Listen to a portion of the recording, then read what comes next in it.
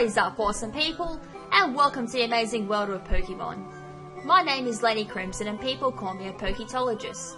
This world is inhabited by many creatures called Pokemon. To Pokeologists like me, Pokemon are our friends. For some people, Pokemon are pets. Others use them for fights. Myself? I study Pokemon as a profession, but we don't know everything about Pokemon and there are still many mysteries to solve. That's why I study Pokemon every day. Most of the time, the Pokemon world is a happy and colourful place that's fun for all ages. However, when you start digging deeper during Pokemon studies, you start to learn that not all Pokemon are as cute and cuddly as they seem upon first glance, and can be just in fact, downright creepy or disturbing. When most people are asked to say the first thing that pops into their mind when they hear the word creepy, most people will either say Lavender Town or Ghost Pokemon, or that really creepy old Chandler in the Pokemon Tower that wants to perform vampirism on you and drain you of all your blood, which is just extremely creepy on its own. Before I begin my list, I want to lay down some ground rules. Firstly, this list will be based on only Ghost-type Pokemon and their Pokedex entries. No creepy designs, only because I personally do not find any Pokemon creepy. Weird, yes, but not creepy. Secondly, only one Pokemon from an evolution line. And finally, this list is based on my own personal opinions. So if you think there is a Ghost-type Pokemon that has an extremely creepy Pokedex entry, then why not leave in the comments section below. So without further ado, let's take a look at my top 10 creepy Ghost-type Pokemon. Number 10. To start off our list, we have the sword Pokemon Honedge at number 10. Honedge is a Pokemon that resembles a sword from the medieval times. The sash is known to suck out the life energy of anyone around whose arm it wraps. Its Pokedex entry for Pokemon X reads, apparently this Pokemon is born when a departed spirit inhabits a sword. It attaches itself to people and drinks their life force. And in Pokemon Y, if anyone dares to grab its hilt, it wraps a blue cloth around that person's arm and drains that person's life energy completely. Bet you're having second thoughts now about how badass you'll look wielding one of these creepy life-stealing swords. Turns out Honedge's Pokedex entries are based conceptually on a fully sentient, possessed magical sword. Number 9. Coming in at number 9 we have the floating Pokemon Jellicent. Jellicent can absorb seawater, then project it from its head, which let it move forward in the sea. Any ship or crew that wanders into the ocean where it dwells is never found again, and is known to feed on life energy. That alone is some creepy Pokebiology right there. Its Pokedex entry for Pokemon Black version and Y version reads, the fate of the ships and crew that wander into Jellicent's habitat, all sunken, all lost, all vanished. And in Pokemon Y version it reads, they propel themselves by expelling absorbed seawater from their bodies. Their favourite food is life energy. Damn, this Pokemon would never starve to death. Imagine all the life energy Jellicent can sap from all the victims of a sinking ship. Maybe the famous sinking of the Titanic wasn't caused by an iceberg, but by a Jellicent instead. Lots of delicious yummy life energy. Though having said that, next time I'm on a boat, I want to hope we don't travel through Jellicent territory. Otherwise I might become the next main course for a herd of Jellicent. In fact, Jellicent shares some of its traits with sea monsters like the Kraken, most notably its rumored penchant for destroying ships and feeding on the crew. Number 8. Floating in at number 8 we have the shed Pokemon Shedinja. Shedinja does not breathe and floats without moving its wings. Plus it has a white halo floating above its head, which is a common symbol that something is dead. It is considered a special evolution of Nincada, appearing only when Nincada evolves into Ninjask, and there is an extra space in the player's party, and the player has an extra Pokeball. Its Pokedex entry for Ruby reads, Shedinja's hard body doesn't move, not even a twitch. In fact, its body appears to be merely a hollow shell. It is believed that this Pokemon will steal the spirit of anyone peering into its hollow body from its back. Better not look at Shedinja when you call it forth to battle, or better yet, better call it out with your eyes closed.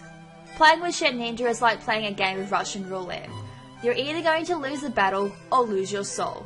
And to top this little number off, its Sapphire version Pokedex entry reads, Shedinja is a peculiar Pokemon.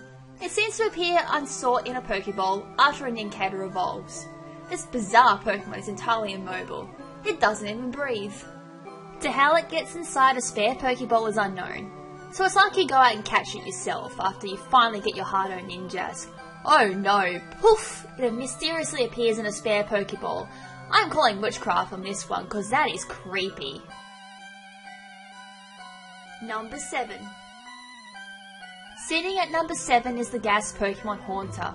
Haunter hides in very dark places, where it plots to take the life of the next living thing that comes near it.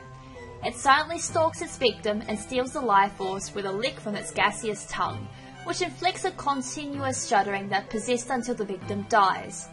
It has the ability to float through solid walls. Despite its predatory nature, it has known to entertain and prank people, and has even been shown to feel intense loyalty to a deceased trainer.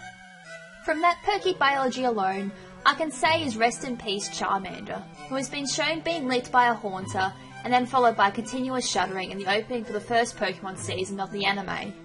In Pokemon Ruby and Sapphire, Haunter's Pokedex entry reads, Haunter is a dangerous Pokemon. If one beacons you while floating in darkness, you must never approach it. This Pokemon will try to lick you with its tongue and steal your life away. And in the Pokedex entry from Pokemon Crystal with, it hides in the dark, planning to take the life of the next living thing that wanders close by. Mix it up with 5th Gen Pokedex entry, it likes to lurk in the dark and tap shoulders with a gaseous hand. Its touch causes endless shuddering. And top it off with Pokemon Stadium's Pokedex entry, if you trip and fall for no apparent reason, or hear a sound when no one's around, it may be a Haunter. And you've got a Pokemon with ambitions for premeditated murder on its mind. Nothing quite like a murderous Pokemon who can kill anything with a simple touch from its hand or being licked to death. Literally. This trait similar to that of the dealer, a spirit that passes through walls and licks certain humans to death, according to Filipino mythology. Number 6. Flying in at number 6 we have the balloon Pokemon Drifloon. Because Drifloon is always aimlessly drifting, it is known as a signpost for wandering spirits. It has been known to steal children that mistake it for a regular balloon. However, due to its light weight, it can be resisted easily and is often pulled around. Although created by lost spirits of Pokemon and people, it can be friendly and helpful. It prefers to reside in damp, humid locations, and can expand or shrink to express its feelings. Okay, we have a double whammy of creepiness. Not only does Drifloon steal children who mistake it for a regular balloon, but it was also created by lost spirits of Pokemon and people. Creepy Pokebiology is creepy. In Pokemon Heart Gold and Soul Silver, its Pokedex entry reads, it is whispered that any child who mistakes Drifloon for a balloon and holds onto it could wind up missing. However, in Pokemon Pearl, it reads, it tugs on the hands of children to steal them away. However, it gets pulled around instead. So the hunter can sometimes become the prey, it seems. Continuing on its Pokedex entry in Pokemon X, a Pokemon formed by the spirits of people and Pokemon in love's damp, humid seasons. Number 5. Coming in at number 5, we have the stump Pokemon Phantump.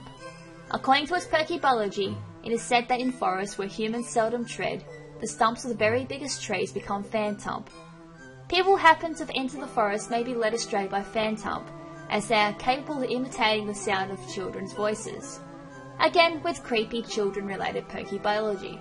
According to its Pokedex entry in Pokemon X, these Pokemon are created when spirits possess rotten tree stumps. They prefer to live in abandoned forest. However, this is expanded in its Pokemon Y entry to read, according to old tales, these Pokemon are stumps possessed by the spirits of children who died while lost in the forest.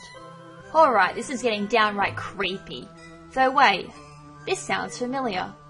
Where have I heard this before? Wouldn't happen to involve getting lost in the woods and turning into a Stalfos? A Skull Kid by any chance? I'm thinking there are some Legend of Zelda fans over at Game Freak. To make full sense of Phantump, we need to look at its origin and design. Phantump is probably based on the stump of a Kodama, the spirits of trees that sometimes inhabit old age trees. It is also similar to other types of trees and nature spirits and deities such as the Dryads. Number 4. Finding its way to number 4, we had the Requiem Pokemon, Duskull. Duskull is able to become invisible to sneak up on its prey and go through walls. It is primarily a nocturnal Pokemon and has been shown to live in thick forest. It is said that this Pokemon will spirit away disobedient children, and has been described to enjoy the crying of children. Once Duskull chooses a target, it will doggedly pursue the intended victim until the break of dawn. Even creepier child-snatching Pokebiology. This is really giving me the creeps. Duskull's Pokedex entry for 5th generation and Platinum reads, "It loves the crying of children. It startles bad kids by passing through walls and making them cry."